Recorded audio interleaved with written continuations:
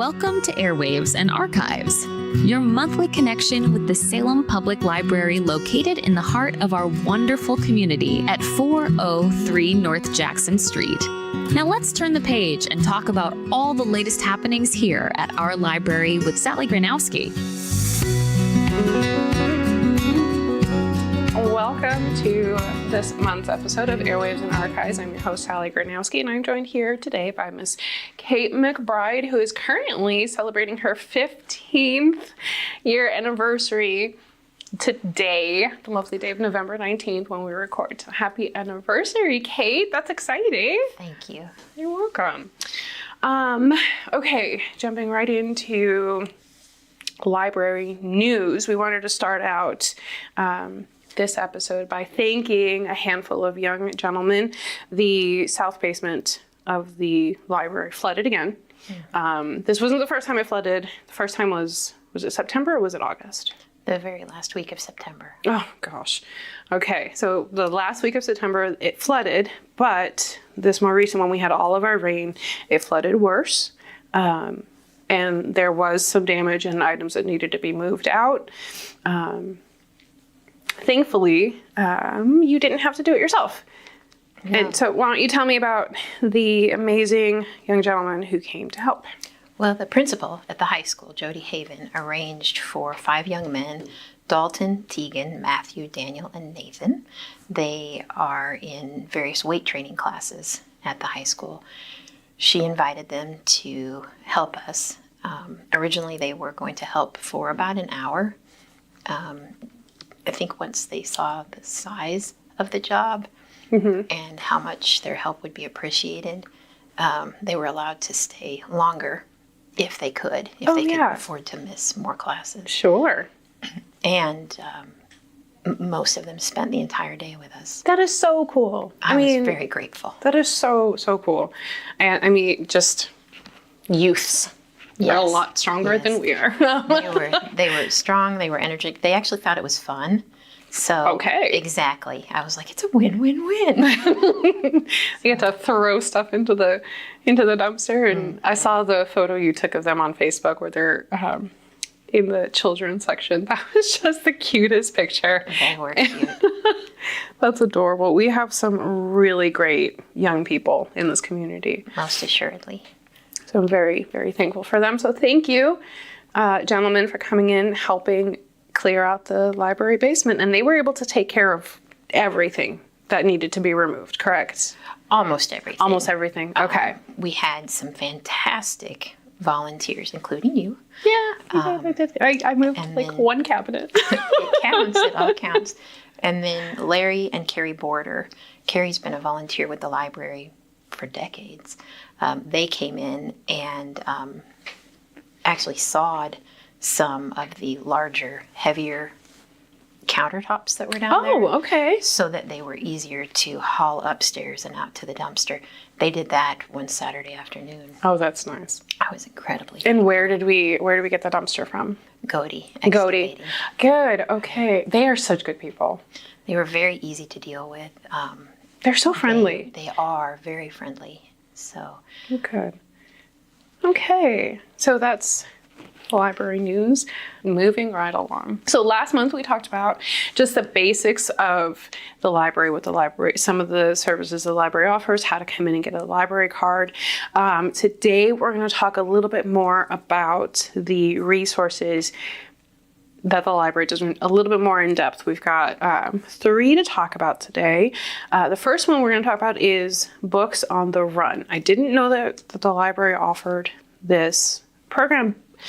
Correct me if I'm wrong. This is where if a homebound patron who maybe they're ill, maybe they're elderly, but for whatever reason has mobility issues leaving the house, or maybe they don't have transportation, the library will be able to deliver books and other, is it just books? Materials that can be borrowed through the Books on the Run program include books, of course, books on CD, DVDs, and Blu-rays. Okay. Oh, very fun. So they can have a movie night. Yes. Wonderful.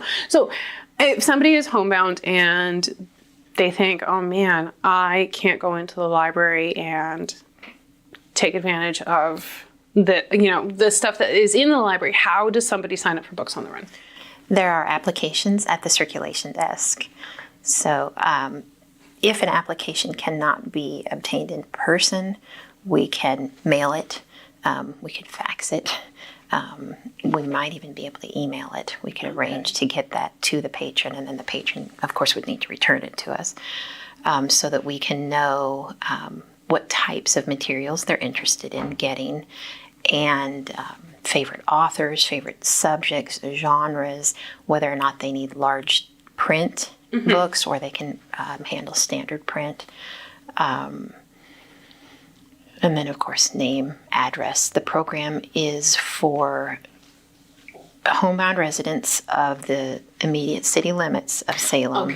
Okay, so as well as those who are in local nursing homes and care facilities. Oh. And it's actually a partnership with Enrichment Services that has gone on for over 25 years.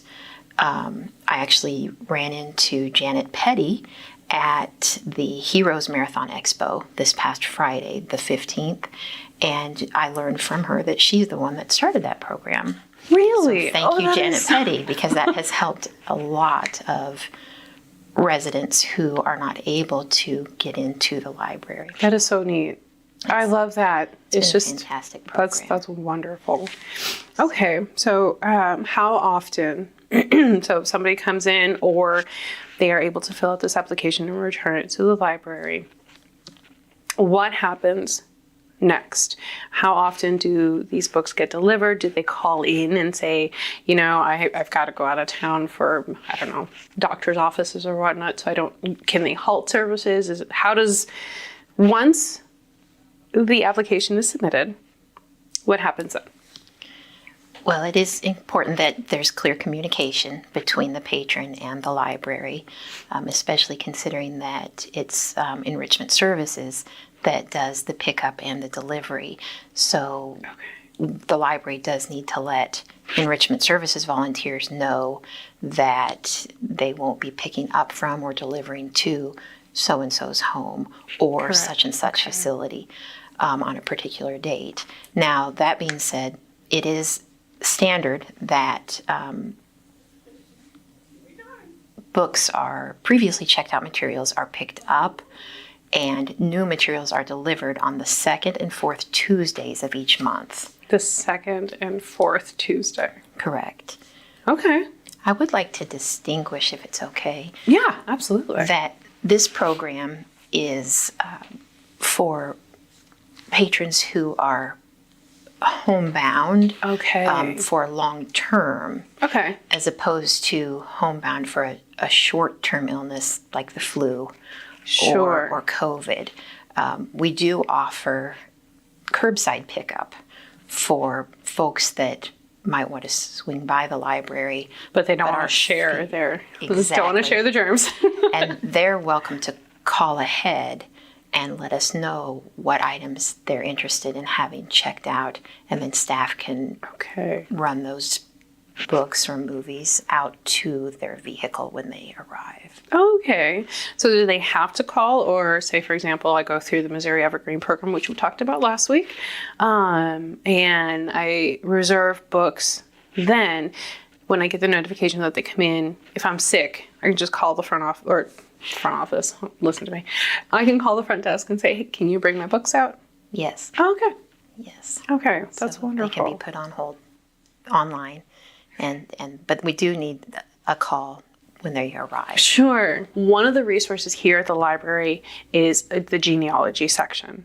Can you tell me more about what is included in the genealogy section and how can people find it? I'm glad you brought that up. We do have an awful lot of material in our genealogy room. It's a whole room. Right. Well, it's a shelf. We refer to... It's a bookcase. I thought there was like a secret room. Where you just... No. Okay. I'm so sorry. We refer to that whole area as the genealogy and newspaper reading room. Oh, okay. We do have set of shelves that contains all kinds of resources, volumes. Some are written by individuals about specific families in the community. The Lowe's, the Pace family. We've got volumes that descendants have written telling their family's story. There are other families too. I just can't recall all of them. Sure. I think that the biggest attraction in our genealogy area are the Ozark Heritage volumes. Those are the red bound volumes that were compiled by the Dent County Historical Society, including Ken Feibelman, many years ago. And those include all kinds of information on who's related to whom, where they are buried. Wow. Birth dates, death dates.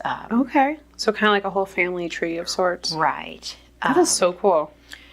They are heavily utilized. Those are reference materials, so they do not leave the library. They don't circulate. Okay.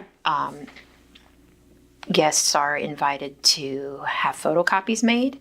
We do charge 25 cents per page, so that can get a bit costly depending on... Sure, depending on how big the family is. Exactly, and the depth of the research.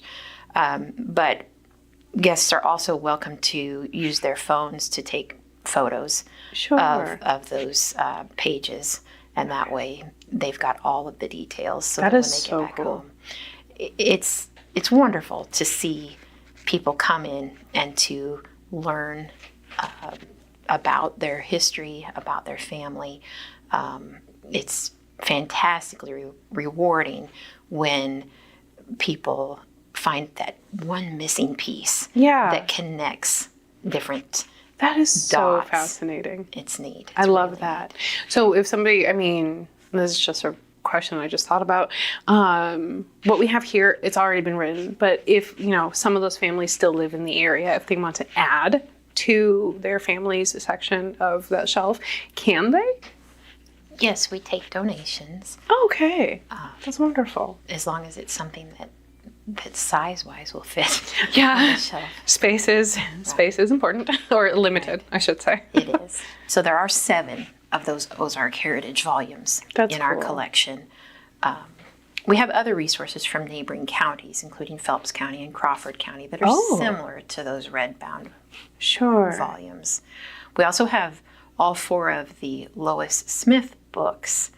Lois Smith passed away several years ago, and when she did, her family chose to have numerous newspaper clippings that Lois had collected published. And those they were significant to Mrs. Smith, and they're about all kinds of different topics or events in the community over the years. Each book has an index, and those can contain a lot of useful information for different people. Very cool. That's really neat.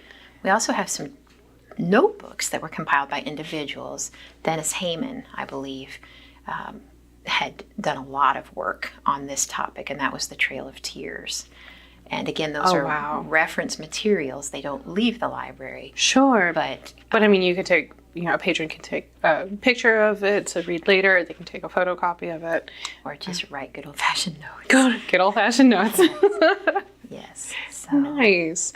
And you guys also have yearbooks there too, right? We do. So if, somebody wanted to come in and say, you know what, my great-great-grandfather went to school here, and look him up in the yearbook. How far back? We have a healthy collection of both middle school and high school yearbooks. That's cool. The Salem Junior High or Salem Middle School yearbooks run from about 1979 through 2013. Okay. We don't have every volume, but we have a good number of them.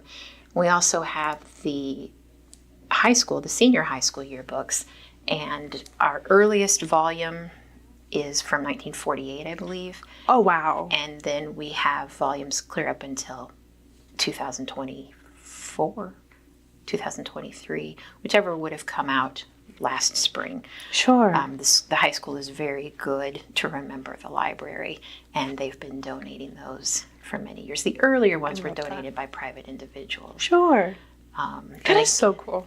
It's fun. It's fun to so see. Fun. And those are, I think, the most popular in the fall when a lot of classes have their reunions. Mm-hmm. So then they'll come in and look at how things were. That's so fun, just to reminisce. And I love that so much. Well, thank you for telling me about that. That is the information. I knew each library had a genealogy section, but I didn't know how extensive it was or what was even included in there. The fact that there's I forgot notebooks. a very significant resource. I interrupted you. No, I'm tell me, sorry. please. You're fine. Our microfilm. Our microfilm includes newspapers from both the Salem News and the Salem Monitor. And the Salem Monitor, we have issues from May of 1872 through December of 18? I'm so sorry. You said 1872. Yes, the Salem Monitor. That is so cool. We do. We have 1870. We have one reel that's 1872 to 1876, and then we don't have it every year, but we've got quite a few. And then the Salem Monitor goes up through December of 1920. We have the Salem News from about 1909 through 1940, and then there's a large gap in our collection. We drop in 1940 and then don't pick up again until 2001. Ah, and then we run through about 2018. Okay. We may have a few more recent reels. It's hard to remember exactly what we have. Sure. That is so cool. They are newspapers that have been scanned. Okay. Onto microfilm. You're welcome. Thank you, Kate. And patrons are welcome to come in and use the microfilm computer, which is in that genealogy area. That's so cool. That was really cool. I didn't realize that our history went back that far, but it's so important to save it and make sure that it is preserved so that everyone can go back and look through it. And it's just, history needs to be protected. And I love that that's there. We have some fantastic databases on our website, which is salempubliclibrary.net. And many of those databases can be accessed off-site.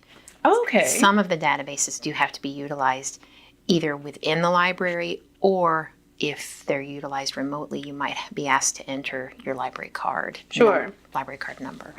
The two examples of those databases are Heritage Quest, which is similar to Ancestry.com. Okay.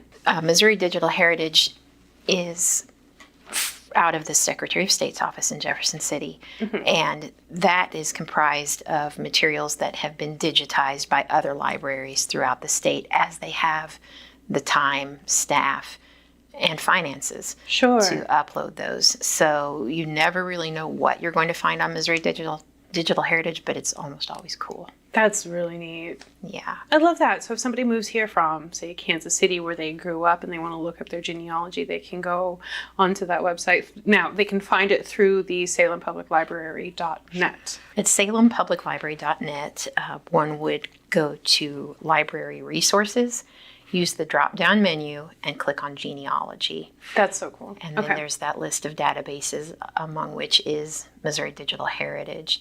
And I'm glad you brought up Kansas City because it works. I did find personal family history through Missouri Digital Heritage out of Kansas City. So, I love that. And those morsels of my family history were out of books that had actually been scanned. So it's not just newspapers, it's not just documents. Sure. Some of it is local books on local history. I love that so much. So it's exciting. Well, good. Okay, I could talk about this all day. So the next thing that we're going to talk about is the paperback trade here at the library. Now, that is a one-to-one trade-off. It is. Correct. Okay. It is a popular service at the library. Good. It's used by card holders and by residents that don't have library cards. You do not have to have a library card to participate. That was going to be a question of mine, so thank you for Okay. clarifying. And it is a completely free program. It's an even exchange. It is the 18 centimeter or pocket-sized paperbacks. So books Your beach that are- reads. Right, Okay. right. Books that are 6.5, 7.5 inches tall. Pretty much like the size of a hand. Exactly. Kind of. Okay. Right. Okay. And we do ask that books are clean and in good condition. Something that you might want to take home with you. You don't want to bring Sure. in books that you've found. Ratty tatty Right. books. That's And we ask that books not have words marked out as in censorship, because that is against library policy. good. So, Yeah. Okay. I would like to note that if someone brings in more books than they find to take home with them as part of that trade program, library staff does keep a file up at the circulation desk with index cards, and we can indicate how many books a participant is owed or Okay. entitled to on their next visit. Sure. So that way there's no worry about not getting your full Right. book's worth. Right. And since it's so popular, every time you come in, you can find something different. So that is really cool. Okay. I love that. People especially appreciate it. Well, we've got patrons that come in from way out in the county that in the winter may not be able to make it into the library because of Weather. road conditions. Road conditions, yeah. And then we see an increase in popularity in late spring and then summer as families prepare to go camping. They may not want to check something out of the library that stands a chance of being forgotten or lost or damaged damaged. by water. Sure. That's very, very smart. I knew you guys did the paperback trade. I wasn't sure how popular it is, but I love to hear that it is something that's really popular within the community, which is good. So hopefully people hearing this will be like, I have a box of books that I was meaning to take to the donation bin, but instead maybe bring them in and see if they can't find something else to freshen up their pile. So very cool. Okay, we're going to end this segment talking about upcoming events in December. What can we look forward to happening at the library in December?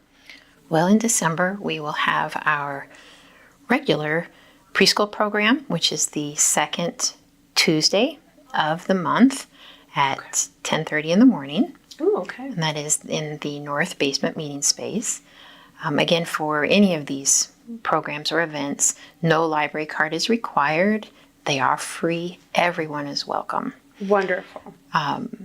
Also, Recollections will be that second Wednesday of December at 10:30 in the morning. Okay. Shortly after Christmas, we will start our annual Hibernation Reading Challenge. That generally runs through the first week of February. Oh, okay. That is for all ages. And it's very similar to the summer reading program. It just is over a shorter period of time and, of course, in the winter. And that will involve logging minutes read and then drawings for prizes. Nice. We've had some actual donations for prizes again. That's wonderful. Right. So I think I remember one challenge you guys had bicycles. That was donated, last so winter. that was very, Right. very cool. And this year we've had patrons donate puzzles and board games, some That's kits, like robotics type kits. Those things will be the prizes for That is this exciting. Hibernation Reading Challenge. That's so fun. A question that I just thought about. So in November, I know you guys had the non-perishable food drive that we donated to a local food bank. Right. Is there something like that in the winter time? In December, excuse me. Yes, thank you for asking. We have our giving tree. Oh, tell And me more about that. it's a mitten tree. That's what Okay. they called them when I was growing up. We just call it the Giving Tree because of the book, the Shel Silverstein book. But people are invited to bring in new hats, gloves, mittens, scarves, or socks, and decorate the giving tree.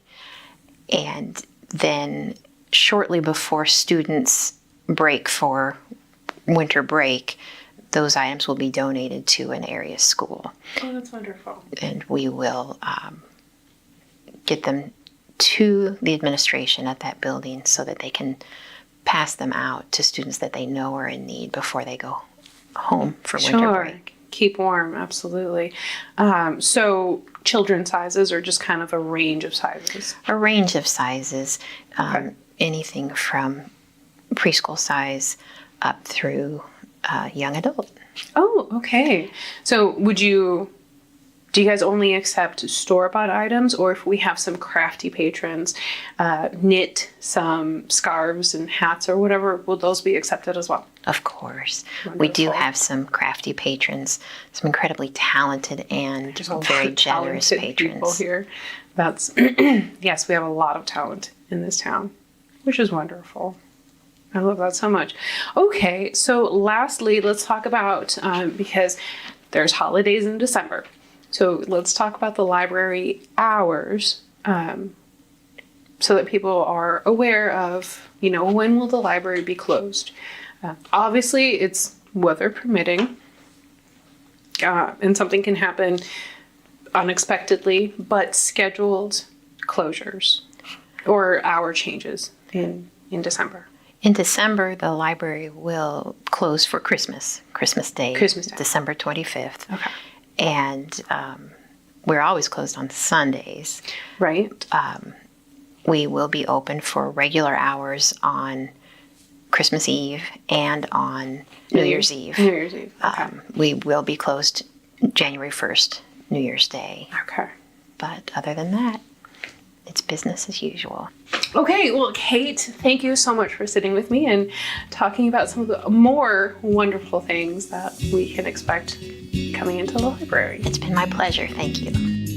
That's been this month's edition of Airwaves and Archives. Remember, we're more than just books at the Salem Library. We have public computers, ebooks, movies, as well as many different programs and workshops. Come by and visit us at 403 North Jackson Street in downtown Salem or online at salempubliclibrary.net to stay connected. Thank you for listening to Airwaves and Archives on KSMO 1340 AM, 95.7 FM, and online on KSMO Media.